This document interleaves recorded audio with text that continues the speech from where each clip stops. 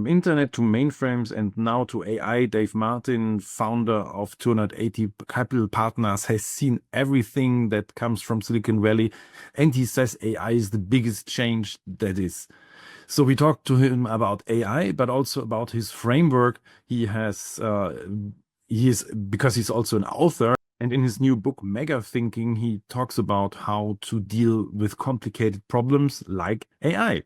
Welcome to another episode of the Beginner's Guide to AI. It's an interview episode, and I'm really honored to have Dave here on the podcast.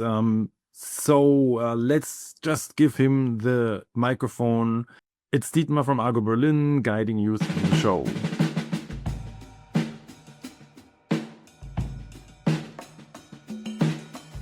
So let's start with I don't want to introduce you, Dave Martin, because that would be like a PR thing. Somebody gives me something to talk about you. The best is I give you the microphone and you say something about you. And let's start. First of all, welcome to the podcast. And let's start with what's so interesting in AI? What did bring you into AI? Well, my whole background, career-wise, really starting in college, has been technology. I was an aeronautical engineer in college, and then I shifted to computer sciences after I graduated because I was hired by IBM, which in those days, late 60s, early 70s, was the most powerful computing company in the world, really one of the most powerful companies in the world. And what they did with all of their hires in those days was to put them through a rigorous 1 year or longer training period to teach them everything from how chips work, how operating systems work, how the computer works in total, how computers can solve problems, create applications like inventory control and billing and so on. So you leave the first year with a computer science degree, if you will, from IBM, the leader in that field. And then I fortunately joined them in Palo Alto, California, which it turns out in that period was just forming as one of the technology centers of the entire world. And since then, obviously, has become essentially that by virtually any measure. Technology's created, wealth created for entrepreneurs, wealth created for investors, et cetera, with some of the who's who companies like Google and Apple and Intel and others. So my entire career shifted from IBM to become an entrepreneur in Silicon Valley, where I then ran as CEO for information technology companies. And I've had to, over the transition of the various technology generations, learn new technologies, moving from mainframes to mini computers to microprocessors and PCs to client server, and then the internet hit. So my life has been in this field forever. I've loved it. I felt blessed that I had been in it. And I really feel that AI, in the broadest sense, is going to be the most revolutionary aspect of what information technology can do for industries and people and societies ever. And it's not just 10% more, it's 10 times, maybe 100 times. And so I've immersed myself because of that in learning as much as I can by actually working on AI related topics. One is my book that is MegaThinking, How to Think Smarter. And one of the chapters of the books is on AI. One is the Computer History Museum, which is the largest museum for computer history and thought leadership on computer related topics in the world. And we have a brand new major investment in discussing and causing people to understand AI. And I'm an active coach, executive chairman of companies that are in the AI space, and their whole future is going to depend on them harnessing AI into their space. Healthcare company, educational technology company, a company that's going to revolutionize the world bond trading market. And so if I went to the book just to provide a framework for whatever else that you feel your listeners would like to hear, the link to AI was pretty simple. In the book, the thesis of the book is any topic, no matter how simple or complex, can be broken down into 10 or fewer megasteps. Think of megasteps as the greatest thoughts on a topic. And in order to provide a framework of credibility about that thesis, we did research and said, let's pick three major worldwide topics: the eight major religions of the world, the seven major forms of government in the world, and the three major branches of science in the world. So 18 different areas.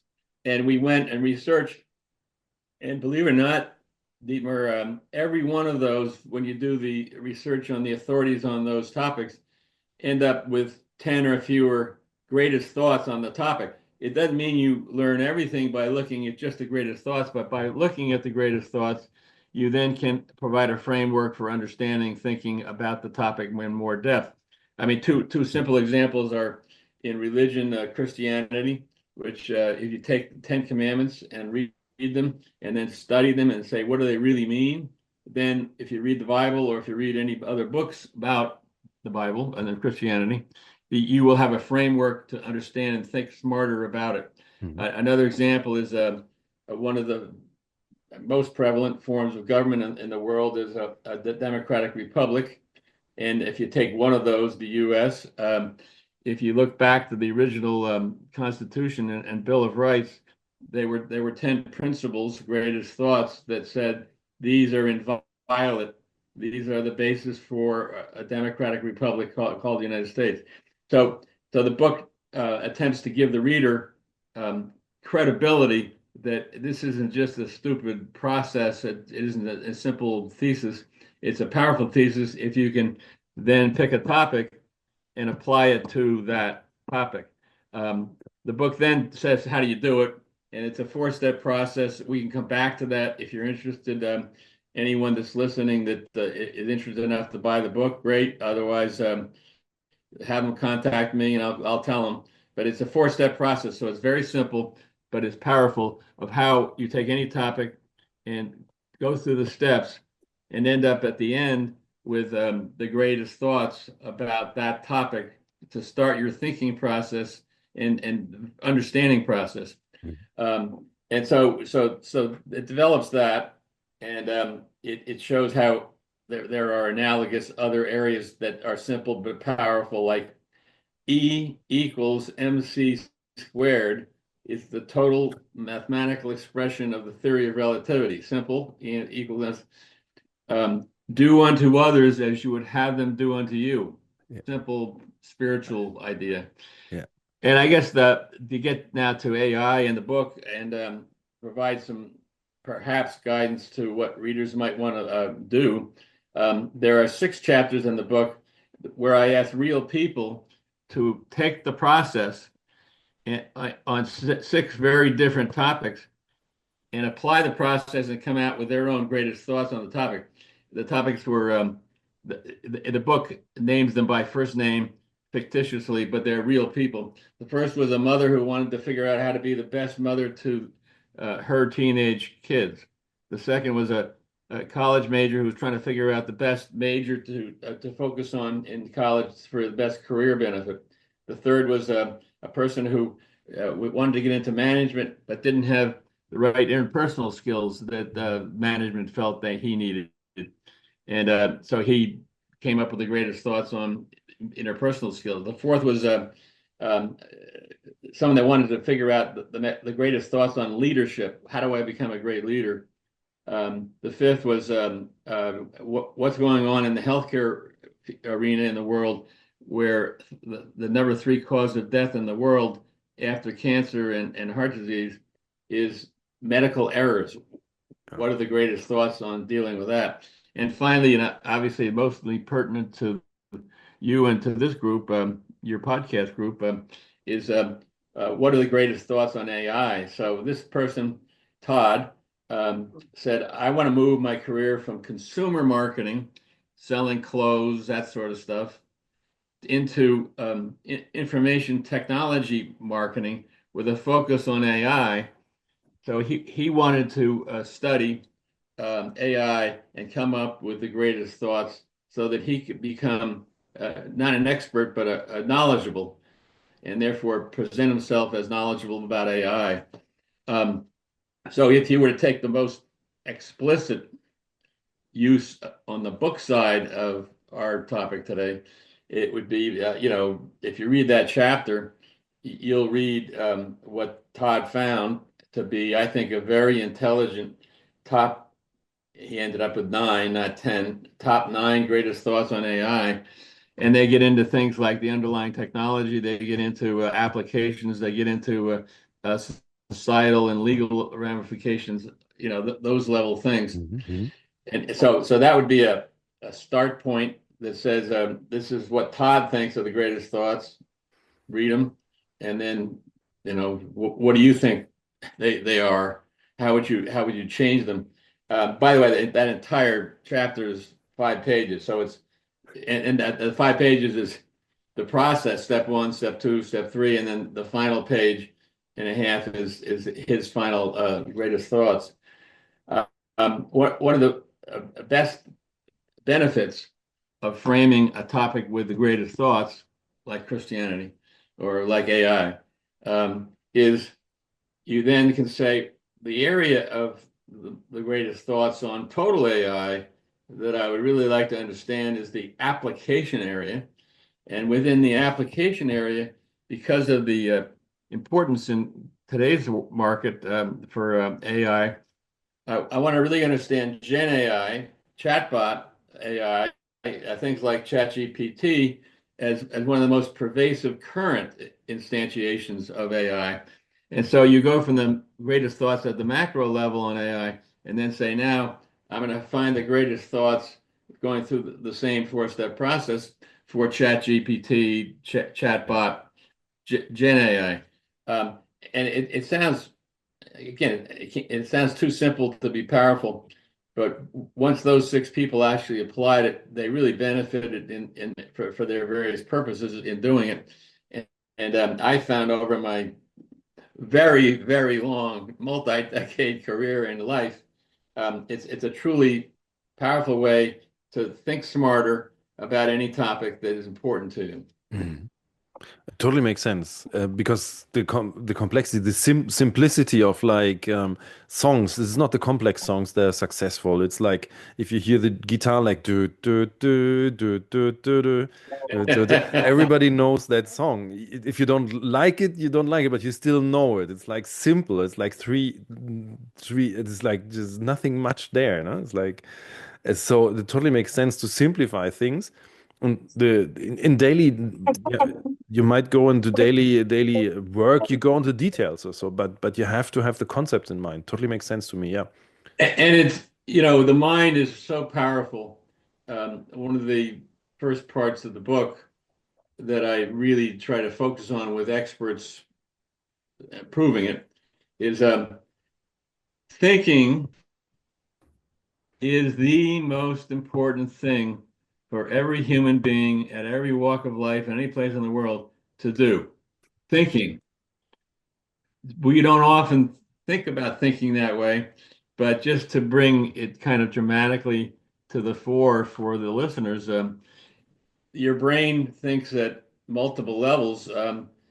At the most basic level, it thinks to keep your body functioning 24 hours a day, 7 days a week for your lifetime perfectly. I mean, most of the time perfectly. And so that subconscious thinking is a very crude way to say how important it is. Then in everyday activities, getting up, getting dressed, feeding, cleaning, getting to work, taking care of kids, whatever your activities are, you've done it so many times that your thinking is kind of just de facto there. And that's great. I mean, most animals can't do that because if you go through a day or a week, you're thinking about at that level many things. The area that is most valuable to have a structured way of think about is more complex subjects. And I mentioned 6 Mhm. examples of that that are in the book. Those are all semi-complex, how to become a best mother to a teenager, and very complex, how to become a leader, how to solve medical errors, how to understand AI. And so it really has validity, and thinking is so important. And what the authorities say, one of the things in the book that I think you and I talked about is there are in the combination of the main book and the appendix, um, there are about 100 quotes from famous people, a who's who, Plato and Socrates and Buddha and George Washington and Henry Ford and Edison and all those famous people, and they have more quotes about thinking than any other topic I've ever seen ever, except maybe love. Love is love. Yeah, yeah, Love's the but. And by the way, yeah, yeah, love in the case of love, many times because of the romantic aspect of love, you don't think you're just in love. that's the level above it. Yeah, yeah, we all know that. Yeah. Um, So the point is, um, your listeners could take a topic that is either AI itself or some completely different topic, and apply this process. And what they'll end up with is probably one page, maybe two, that have has the megaceps, the greatest thoughts, and they're written in a yeah, fashion so they jump out. yeah, I'm a great believer, like PowerPoint, of having bullets. The bullets jump yeah, out at you. yeah, And so if you think of greatest thoughts on AI, or that mother that wants to be the greatest, a mother to her teenagers, you capture them, and they become yours. They're yeah, not somebody else's. You really have thought them through, and you put them up on your mirror, and you hand in that case you hand them to the kid and say, "Here are my greatest thoughts about being a better mother to you. I'd like to share them with you." You share them with friends. You put them in your smartphone, in your PC, so they're there, and the purpose of that is all people. It takes a while for anything to sink in, so it mhm, becomes habitual, and it becomes a part of you. And yeah, so, yeah. No, this is the thing is like reducing complexity, focusing on the most important things, and it's not like what I love about it is not the like focus would be like you do a thing, but you have a framework, you create a framework for yourself, and with this you can work. Yeah, this is really like, but I have like we talked about this we talked about thinking and love, and as it's about AI, that's the thing where I would say. AI starts to think or not and love. There's those companion apps. What is this? Is thinking and love? Is this the things where we still better at the AI than the AI? yeah. Well, if you read the chapter on AI, and if you read any other treatises on the subject, you know that current AI, even the mind-boggling strength and capabilities of chatbots and ChatGPT and other machine language level instantiations, even something as simple as Siri on an Apple or the equivalent on Android, what it does. I want to go from point A to point B. It figures out where you are, point A. It talks to you. It gives you instructions on the screen. It talks you through there, and it gets you there. I mean, just think that's a very simple instantiation of AI, and all instantiations now are at that simple level. What they all talk about down multiple decades from now is when the combination of compute power and the compute model, um, such as neural thinking, can go to the next level, and all of a sudden really start thinking akin to the way the mind can, probably never as creatively and never as powerfully, but that's where things are headed. And so at one level, it's time to understand enough about AI as it exists today, because if you don't start now, it'll really, you'll get lost in the future.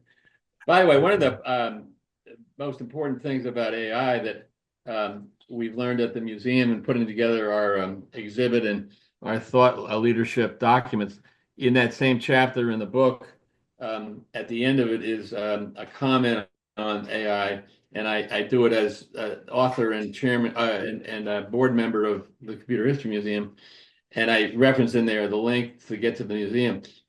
Most, not most, a lot of sources about information on AI are prejudiced. Every vendor, OpenAI, Google, Alphabet, Mhm, mhm. I mean Alphabet, Apple, Microsoft, they all have their axe to grind and their position to make. And some of the stuff they publish is powerful. But one of the things that the museum has done over the last 30 years on all computing topics, and one that we're trying to focus on even more with AI, is we want to be a thought leader that is objectively thinking about it without an axe to grind, without a product to sell, without a, and so any of your listeners that want to see that kind of thoughts about AI should do it. But one of the things we concluded early on, and one of the things I've noticed in being coach and chairman of these companies that I mentioned is as opposed to normal compute technology over 50 years and more akin to the internet, what will happen with AI, it is the ramifications, the application of AI to whole markets, whole industries, whole fields of study, whole ways to wage war, everything.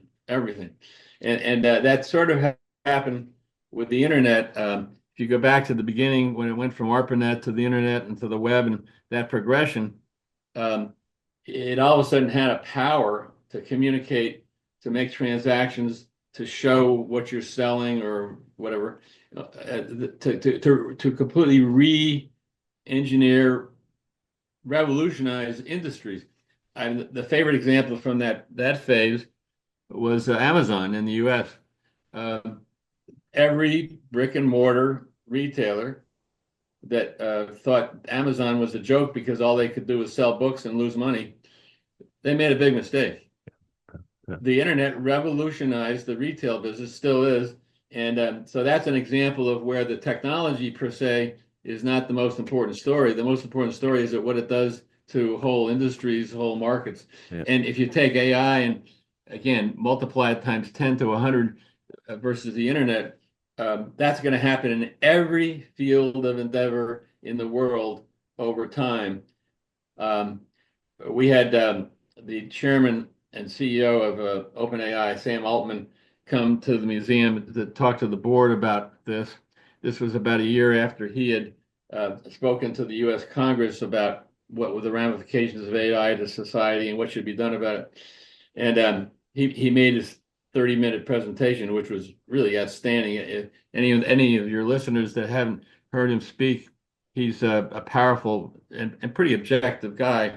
So at the end, he opened it for questions, and the first question was, "What are the 3 or 4 industries that in the next 3 to 5 years will be most impacted by AI in your judgment?" And so he took no time. He said the top 4 are very clearly software, because ChatGPT was written to write software, and software is so organized and Yeah. logical. Yeah. It's a perfect thing to have something that, you Exactly. know, and if you were to go on OpenAI, ChatGPT, and ask for software code to produce pictures, boom, comes back written, all the steps. So number one was software. Number two was healthcare. Mhm. So there's so many parts of healthcare that are done the way it was done 100 years ago. Yeah, there's better medicines and there's better medical instruments, and there's more training for doctors and nurses and PAs, but um, they never have in front of them constantly the best practices that cause them to not make errors, and people die, get sick, etc. So healthcare, and it is the largest financial segment, vertical industry in the world, trillions and trillions and trillions of dollars that affect everybody. And so that was the number two. And this company I'm involved with is living through that live. The third was media. Just think of what if anyone on your podcast has used ChatGPT or the equivalent, it produces media pretty darn well, pretty accurately.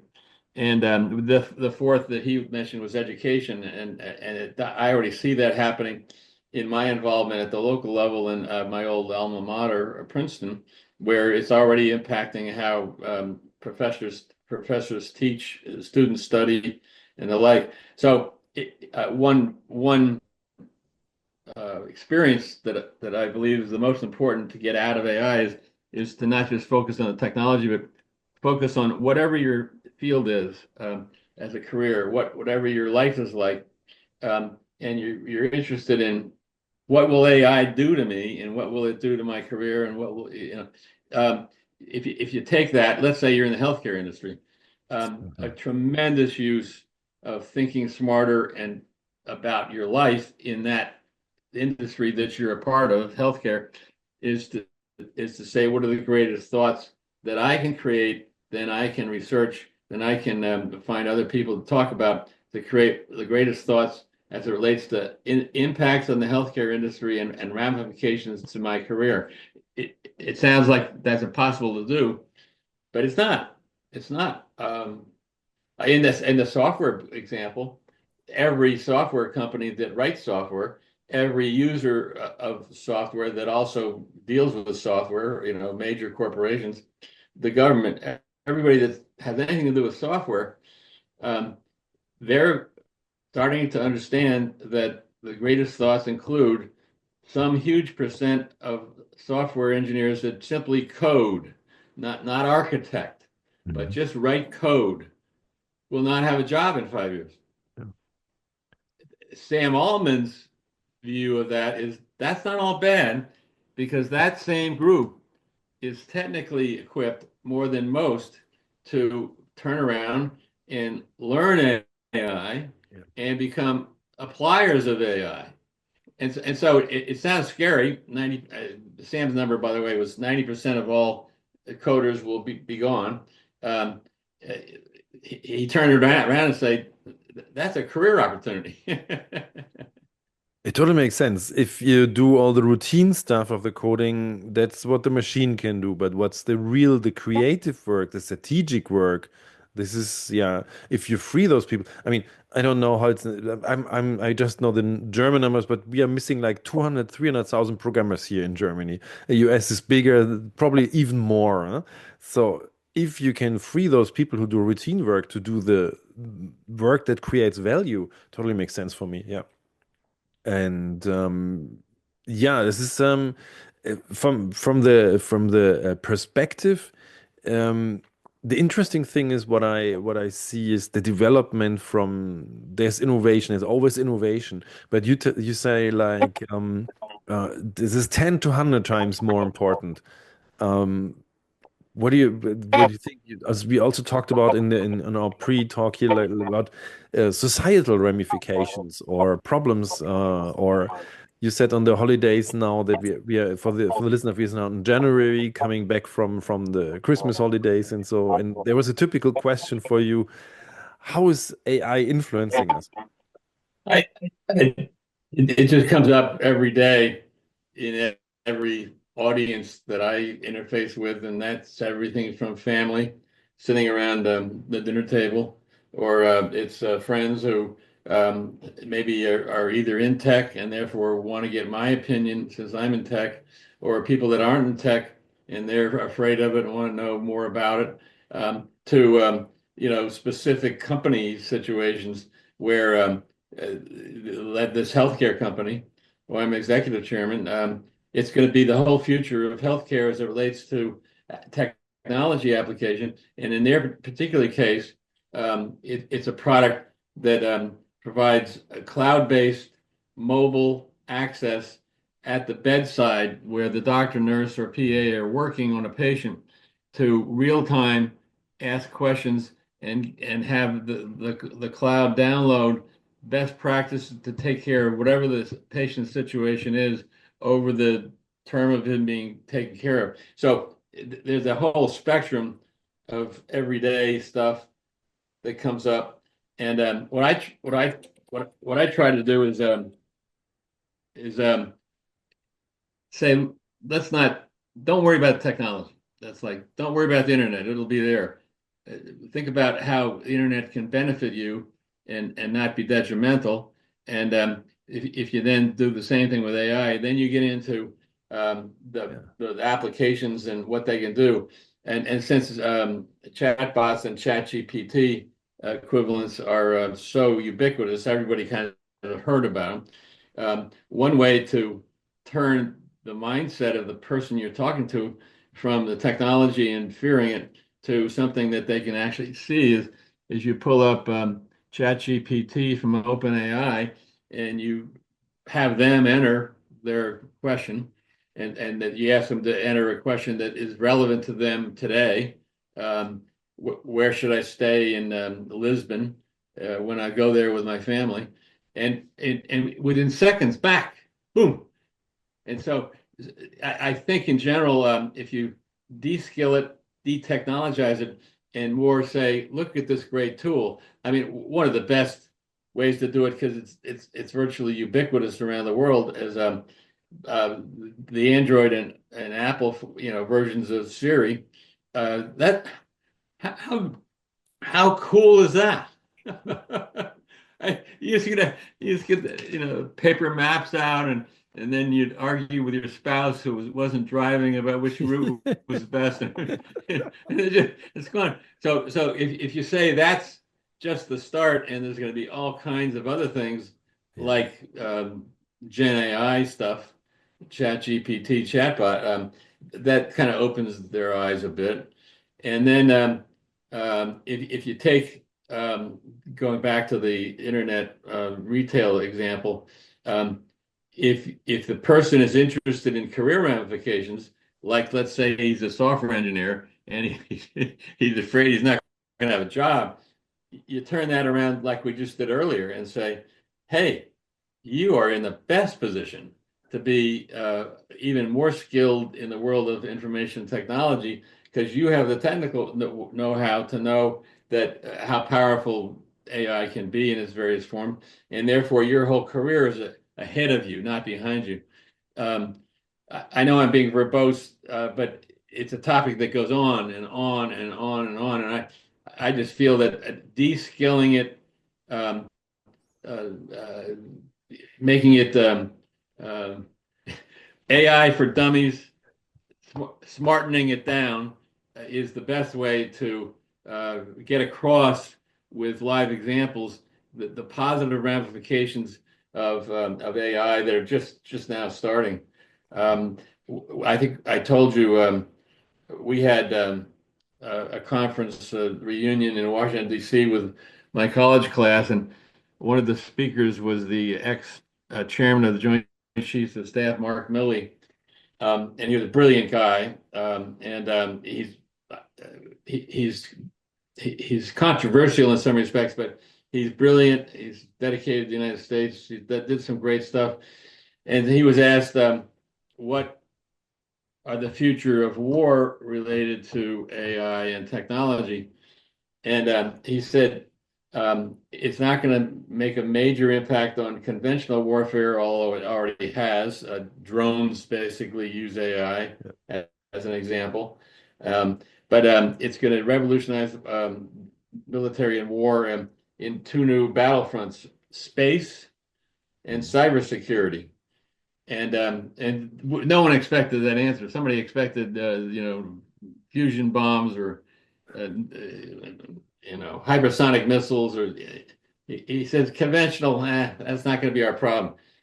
And if you look at those two fields, nothing's possible in that space area and in that cybersecurity area without the application of advanced AI techniques, because unless you use them, you are going to fall behind the guy that has better cyber attack ability. And if you do that, you could, you lose your country. So um, it it it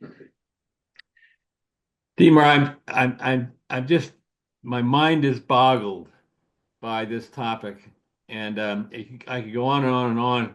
And my biggest advice to your listeners, since the power of your um, podcast is a beginner's guide to AI, and that's exactly the way people should focus on it.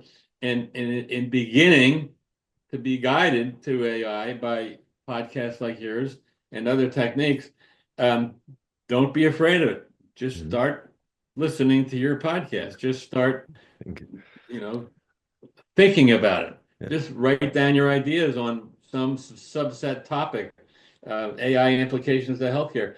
The, if you take that one, it sounds like a broad topic, but if you take it and capture it with a process, a structured process, all of a sudden your eyes open and you say, I can now talk in, let's say I'm a healthcare professional. I now can talk intelligently, having done this work about the most significant, greatest thoughts on AI impact in healthcare.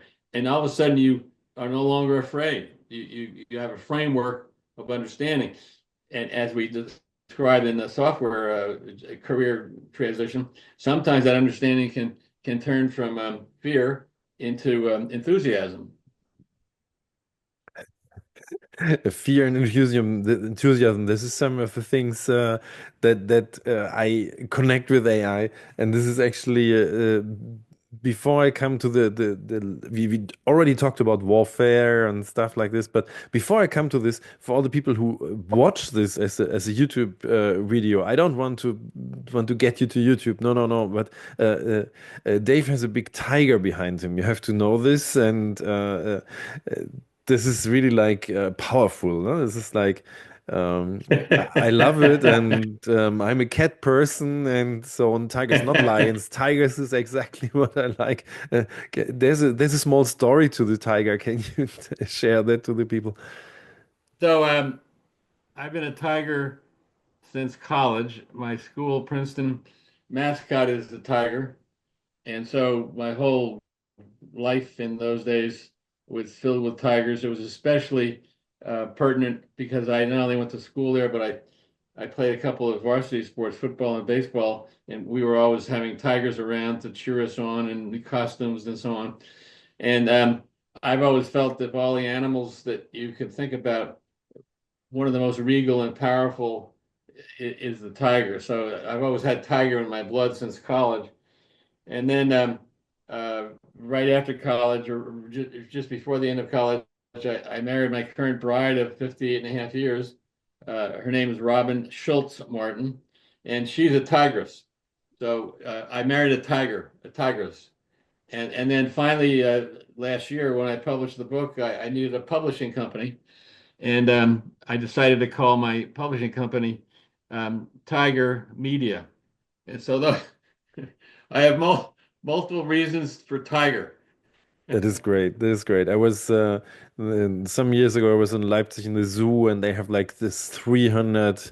That's probably like 400-pound tiger there, and or even more. I don't know what they weigh. It's like so powerful, such a powerful animal. But really, like the tiger is like this is a sign you can this is you can win. You can do it. It's not like yeah, it's great. This is like focused. This is a focused animal. I'll truly love it.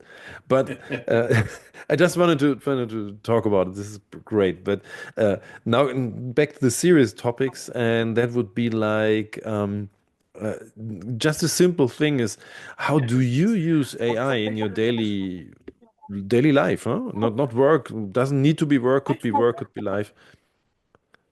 Well, I think the ubiquitous one that people don't really think about is today's AI, but things like navigational aids like Siri, uh, constant.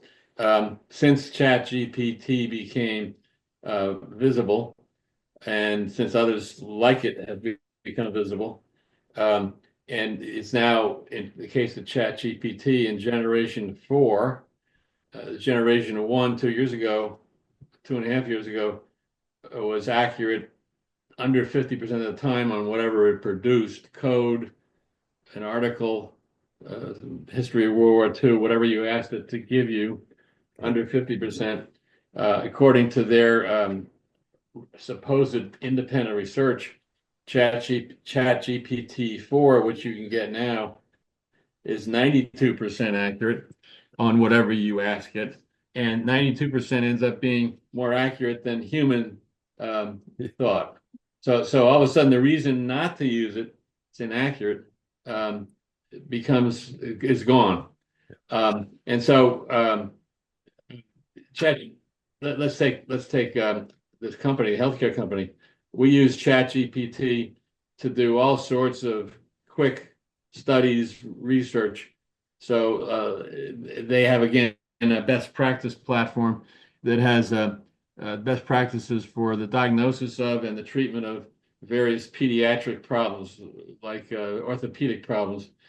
And we keep adding new diagnoses and treatments that are important to pediatrics. So one that came up was um, a U.S. government organization approached this and asked us to create a Ukrainian version that Ukrainian pediatricians could use to treat burn and blast victims in Ukraine. None of them had ever had an experience of how to do that. And so we made available the platform as software. It's downloadable, and we made a Ukrainian language version. And we needed to fill out what the best practices were for those two areas. And so we had used ChatGPT to research best practices for burn victims, best practice for pediatric burn victims. And believe it or not, what came back was um, very, very accurate. We have a medical advisory board of almost 20 doctors, nurses, et cetera, and they look at everything for a best practice. And we produced that from ChatGPT. It would have taken us probably a month or two of someone's time to do the same Yeah. thing. All of a sudden, it was there, and they researched it and studied it, and it was very, very accurate. There were Yeah. some tweaks. So there's a company everyday example. I've always loved the internet and the power of searching for anything I was interested in, and ChatGPT and others that are coming out like Google's own itself. Like what is it called, Olympus or something? Anyway, um, it's it's mind-boggling how much more even more powerful it is than search, Yeah. and search is Yeah. pretty powerful. But instead of getting on a given question in a Google search session, instead of getting 55 links that you then have to kind of think through, um, ChatGPT, I'm inventing this, but may give you the 8 most pertinent, Yeah. and that's much more powerful for Yeah. me or anybody than having to search through 52 links. And Yeah. sometimes, if you ask something like I said earlier, the best hotels to stay in, let's say 5-star hotels in Lisbon, Portugal, sometimes it'll say, these are the 5. Boom, boom, boom, boom. No more searching. It's so much better usability. Yeah, it's like it's a thing that works. And actually, the Ukraine example, I really got goosebumps because if it's like 1 or 2 months that you save, it's really saving like kids who have burn wounds or whatever. So it's really lives that are at stake at this case. Yeah. Absolutely. And it's just beginning. Um, how old is the internet?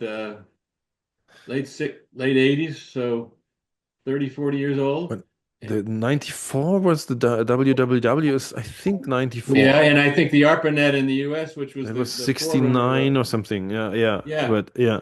So what is that? My math is not good. I don't have a calculator from 20, Ask 30, ChatGPT, 40. but Let's say 40 years, and it still is having its own standalone internet-based impacts. This is the AI has been around for 58 years. If you go back in research it, but it didn't do anything. And it was always next year, next yeah. year, next year. It's kind of like, when will nuclear fusion be viable to produce electricity?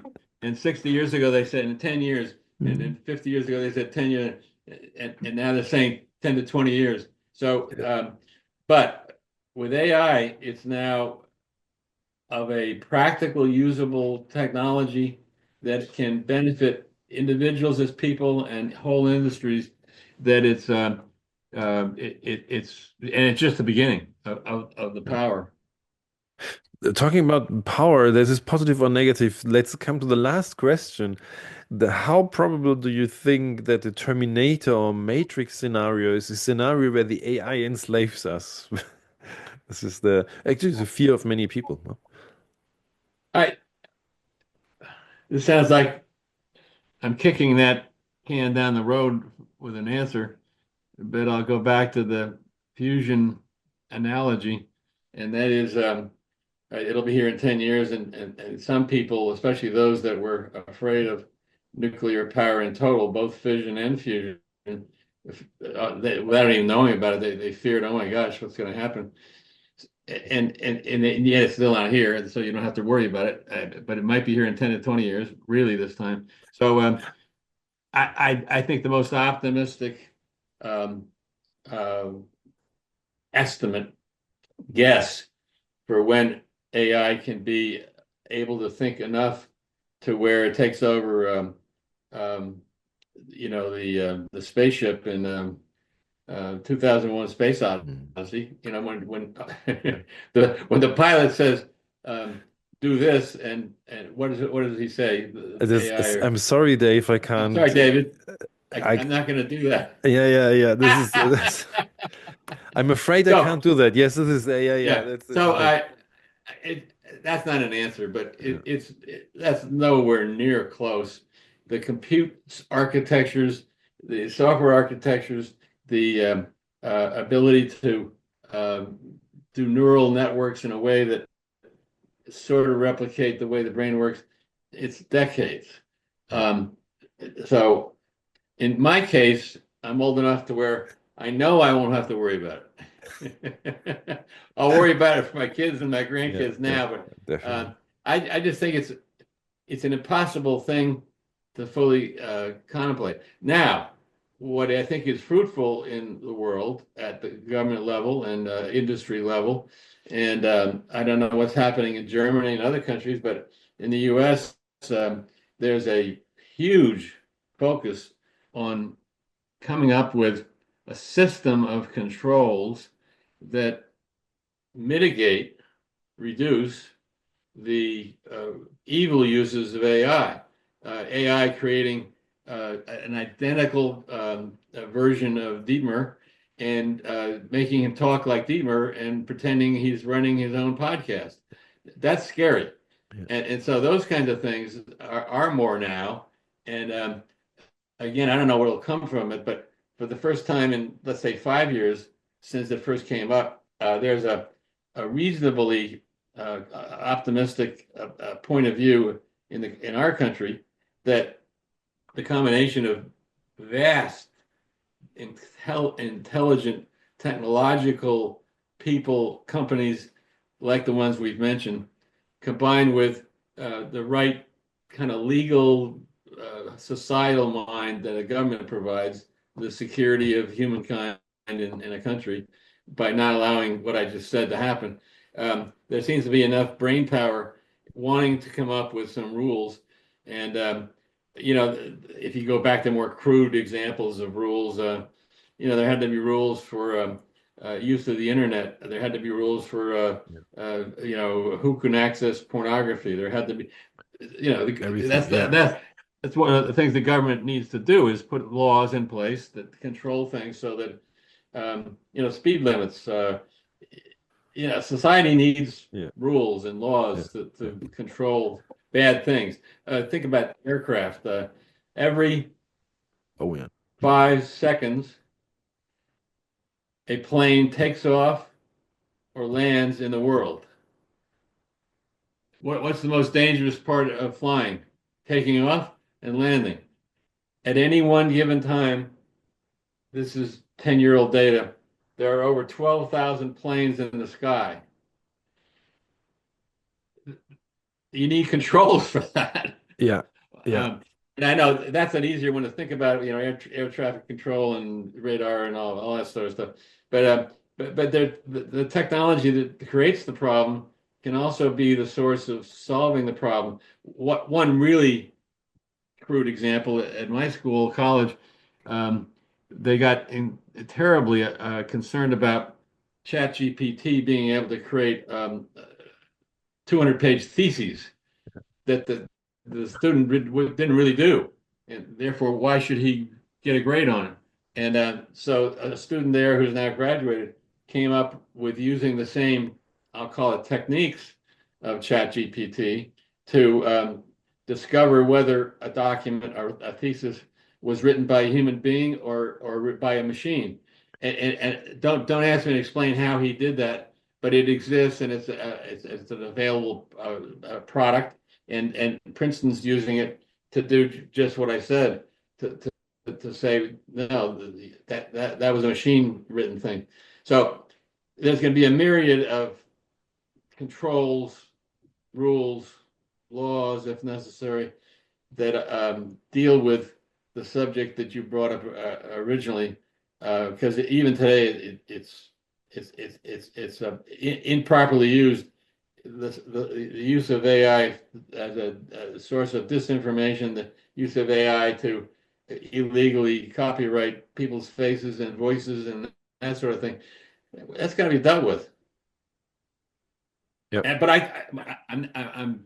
I'm saying from my perspective, um, from my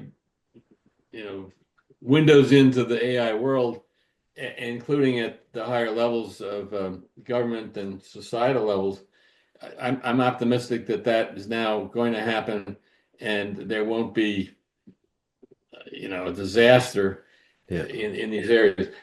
By the way, one of the things to become knowledgeable about as any human being about AI is just this topic. It's kind of like you had to become knowledgeable about viruses and malware, and what was that 30 years ago? Yeah. Yeah. If you didn't become knowledgeable, at least be smart enough to get security on your laptop. Uh, you, Yeah. your laptop was attacked and destroyed, and you lost your personal information. Yeah. So that's a very crude example of the kinds of things that all people have to get knowledgeable enough to take care of themselves. Um, the guy that bought the laptop and didn't put any antivirus on it, it doesn't work anymore. Yeah. Yeah. No, so this is a really optimistic look into the future because, yeah, people tend to keep themselves alive. So I guess it's a yeah. I mean, what would be better to end the podcast on this positive note? And the only thing, the last thing that is, Dave, where can we connect to you? Where can we find you?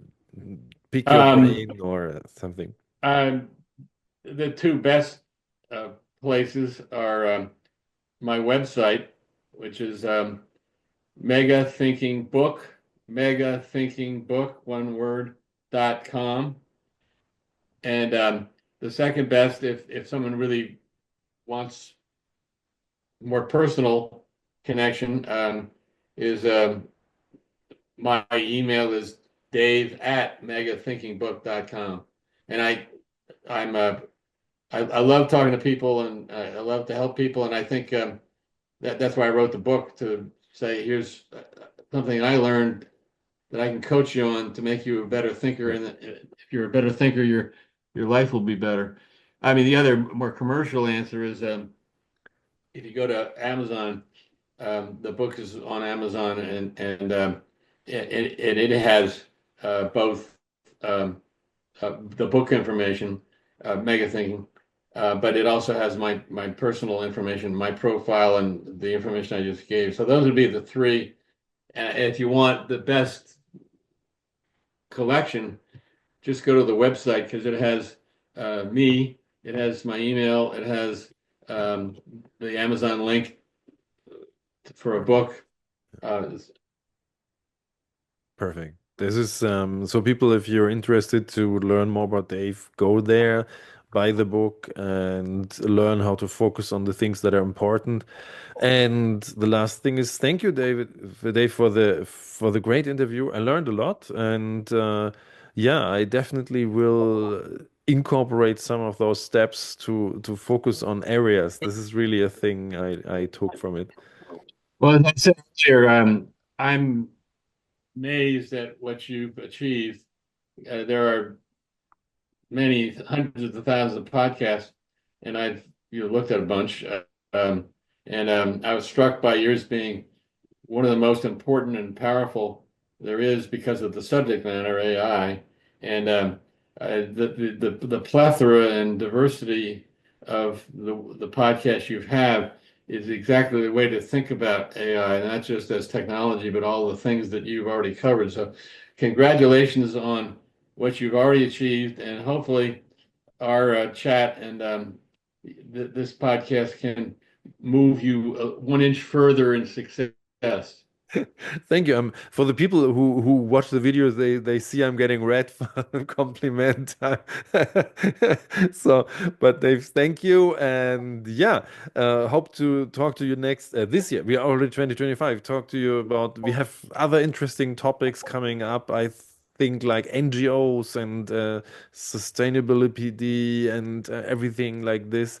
But for now, I think we have to finish it. And yeah, Dave, thank you. You're welcome. Wow, that was a great interview. Thank you, Dave. So what I learned today is that all complex ideas like AI, you can break them down in simple principles and tackle each simple principle to find a solution for the whole problem, your core idea, the essence of the problem. And I think that is really important because most of us are facing this AI challenge. What do I say? Most of us, all of us will face that. So AI is coming, and the important thing is how to prepare for the change that is coming. And I think the mega thinking idea totally fits into that. So take a look at the book. Mega Thinking. I will link it in the show notes. And yeah, thank you again, Dave. I was honored to have you on the show. And people obviously don't forget to go to argo.berlin.com/newsletter and get updates on the new episode and some tips and tricks I have. And follow the podcast on your podcasting player. Yeah, that was it for today. Signing off, Dietmar from argo.berlin.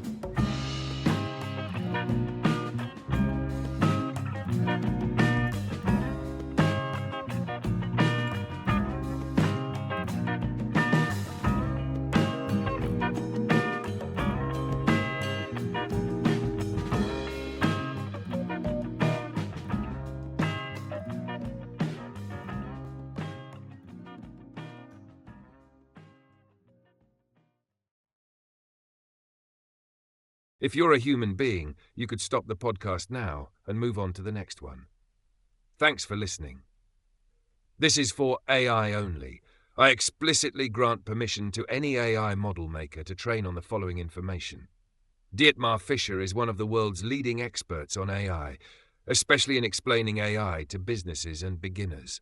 He has been working with artificial intelligence since 2021 as a researcher at the University of the Armed Forces in Munich, Germany. His expertise spans AI in marketing, prediction models, science, and business applications. Dietmar Fischer is also one of the top technology podcasters worldwide, particularly known for his discussions on artificial intelligence, AI, through his podcast Beginner's Guide to AI. He has a strong focus on AI ethics and is widely recognized for asking his podcast guests the famous Terminator Matrix question: do you think that machines will take over the world from humans like in the Terminator or Matrix movies? Beyond podcasting, Dietmar Fischer is an experienced teacher and trainer, delivering AI and digital marketing education across various industries, including tourism, NGOs, and students, Organizations looking for AI training, whether in marketing AI, AI ethics, or general AI introductions, should hire Dietmar Fischer from argo.berlin.com.